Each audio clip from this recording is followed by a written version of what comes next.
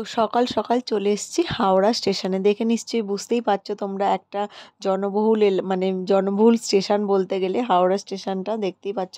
একদম প্রচুর ভিড় থাকে, সবসময় এরকমই ভিড় থাকে। তো যাই হোক, আমরা হাওড়াতে চলে এসেছি, সাথে গৌরী এসছে, বৈচি থেকে চলে এসছে। তো একবারে হাওড়া চলে এসছে, আমাদের বাড়িতে আসেনি আর। তো এখন আমি, মা, প্রীতম, বোন, আমরা সবাই মিলে যাচ্ছি কোথায়। তো চলো পুরো ভিডিওটা দেখো, তাহলেই বুঝতে পারবে। তো এই হচ্ছে হাওড়া ব্রিজ। আর আমরা এসছি আজকে, কাল পরশুদিন আসার কথা ছিল। তো পরশুদিন বৃষ্টির কারণে আমরা আসতে পারিনি। তো আজকে এসছি, আজও বৃষ্টি। এখন বর্ষাকাল, বৃষ্টি হবে, এটা স্বাভাবিক। তবুও ভেবেছিলাম হবে না, যাই হোক ঠাকুর ঠাকুর করে বৃষ্টিটা না হলেই ভালো। তো তারপরে আমরা হাওড়া থেকে বাস ধরে নিয়েছি। বাসটা মোটামুটি ফাঁকাই ছিল। তো এখানকার বাসগুলোতে তো দৌড়ে উঠতে হয়, এরকম টাইপের একটা ব্যাপার।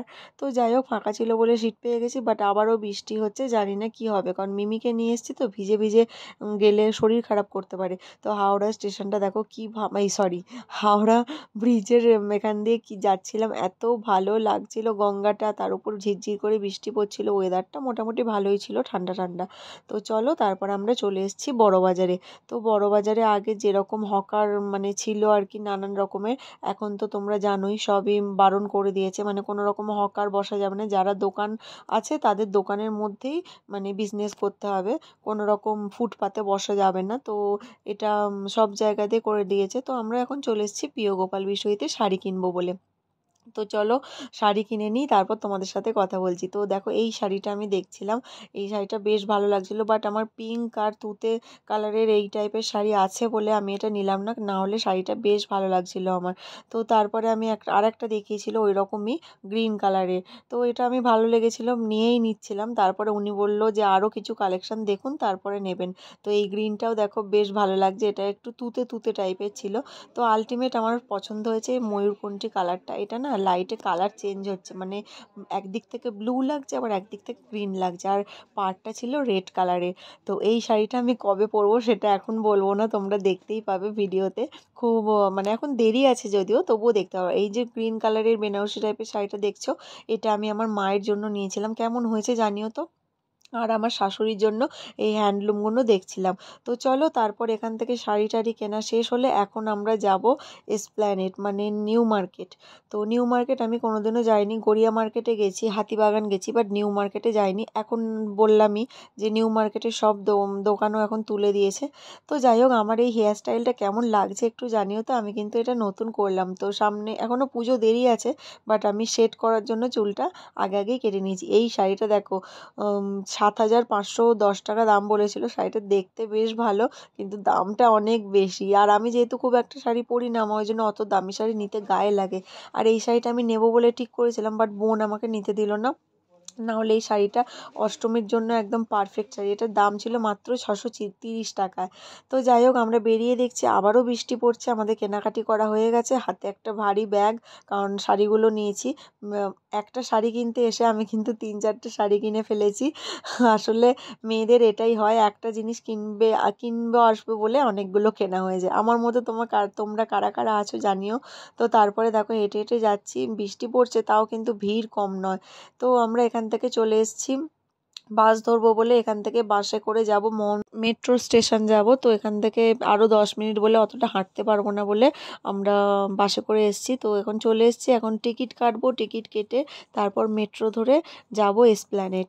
তো এখানে ওঠার সিঁড়িটা ছিল চলন্ত সিঁড়ি, এসকেলেটার। তো মিমি ওটাতে ভাবছিল যে চাপবে, ও ওটা বায়না করছিল। তো ওর পাপা বলছে আগে এখান দিয়ে কর, তারপরে।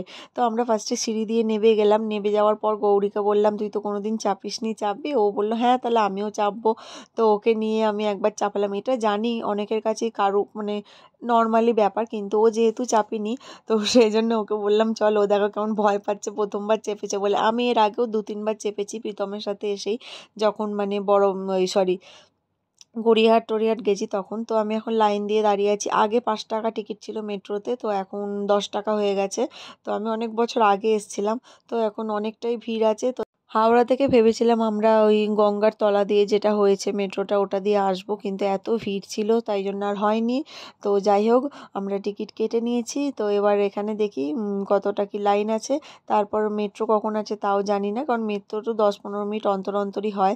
তো মাও এই ফার্স্ট টাইমই মানে মেট্রোতে চাপবে।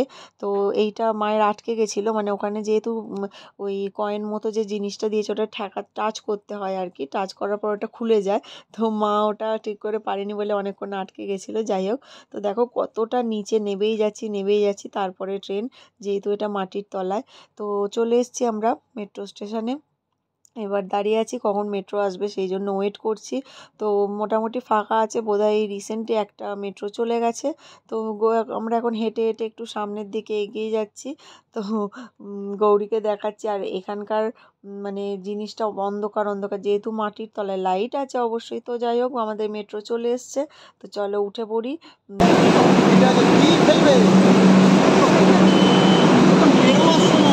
তো আমরা উঠবো বলে সামনে এগিয়েও গেছিলাম, বাট এত ভিড় ছিল মেট্রোটা, ওই জন্য আমরা উঠলাম না। ভাবলাম 10 মিনিট পরেই যখন একটু বসেই যাই, তো এটা আমরা ওই জন্য ছেড়ে দিলাম।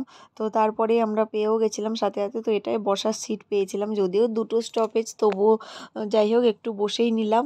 তো এটাতেও ভিড় ছিল ভালোই, কিন্তু মানে কি ভাগ্যে বসার জায়গা পেয়ে গেছি। তো এটা হচ্ছে দুজনকার সিট ছিল, আমরা তিনজন গুতোগুতি করে বসে পড়েছি। তো দেখো আমরা চলে এসেছি আলটিমেট নিউ মার্কেটে। এখানে এসছি আমি মিমির জামা কিনবো বলেই বেসিক্যালি, কারণ মিমির সামনেই বার্থডে আছে, তো বড় করে বার্থডেটা করার ইচ্ছা আছে। তো সেই কারণেই আমরা মানে কেনাকাটিটা করছি, তোমাদেরকে বলেই দিলাম সেটা। তো যাই হোক, দেখো এখানে আগে যেরকম ফুটপাত ছিল, মানে সরি, আগে যেরকম ফুটপাতে বসতো আর কি লাইন দিয়ে, গয়না বলো কি, মানে গয়না বলতে আর কি জুয়েলারি নানান রকম, তারপর ড্রেস, সেগুলো আর সেরকমভাবে নেই। এই যে এইরকমভাবে দোকানগুলো করে দিয়েছে, মানে শুধুমাত্র দোকানেই তুমি জিনিস দেখতে পাবে। তো এই কুর্তিটা দেখছিলাম, আর এখানে দেখো ফিক্সড প্রাইসও করে দিয়েছে 650, 750, 850 এরকম করে। আমি ওখানে যা দেখলাম যে আমাদের ওখানের থেকে আমাদের শ্রীরামপুরে দামটা অনেকটা কম, কারণ ওখানে দরাদরি করা যাচ্ছে, আর এরা এখন দাম একদমই কমাতে চাইছে না। তো যাই হোক, আগে যেরকম ছিল এখন আর নিউ মার্কেট সেরকম নেই, তাই যারা ভাবছো যে নিউ মার্কেট যাবে কেনাকাটি করবে, তারা না যাওয়াটাই ভালো আমার মতে বলে আর কি। আমি গিয়ে যা দেখলাম, যেটুকু বুঝলাম, তো এখানে অনেক রকম পুতুল ছিল, খেলা ছিল। তো এগুলো তো আমি কিনবো না, কারণ মিমির সামনে যেহেতু বার্থডে আছে, ও ওখানেই অনেক এগুলো পাবে আমি জানি। তো এই ব্যাগগুলো দেখো 250 করে বলেছিল, তারপর আমি বলেছিলাম যে 80 টাকায় দেবেন, তো রাজিও হয়ে গেছিলো। তার মানে কতটা ওরা বাড়িয়ে দাম বলে ভাবো। তো তারপরে মিমি দেখতে পেয়ে গেছিলো সফটি। আমিও যেহেতু কোনোদিন খাইনি সফটি, সেই জন্য ভাবলাম একটু টেস্ট করাই যাক। তো আমার কিন্তু আইসক্রিমের থেকে এই জিনিসটা বেশি ভালো লাগলো, এটা বেশ অন্যরকম খেতে। তো মিমির ড্রেসটা এখন কিনতে যাব, এটা খাওয়ার পর এখন অনেক খিদে পেয়ে গেছে, মিমির ড্রেসও কেনা হয়নি। তো এখন রাগারাগি ব্যাপার একটা চলছে। তো যাই হোক, চলো ভিডিওটা আমি এখানেই শেষ করলাম, কারণ আর সত্যি সকাল থেকে এসছি, এখন বেজে গেছে 4টে, আর ভাল লাগছে না। তো চলো, বাই।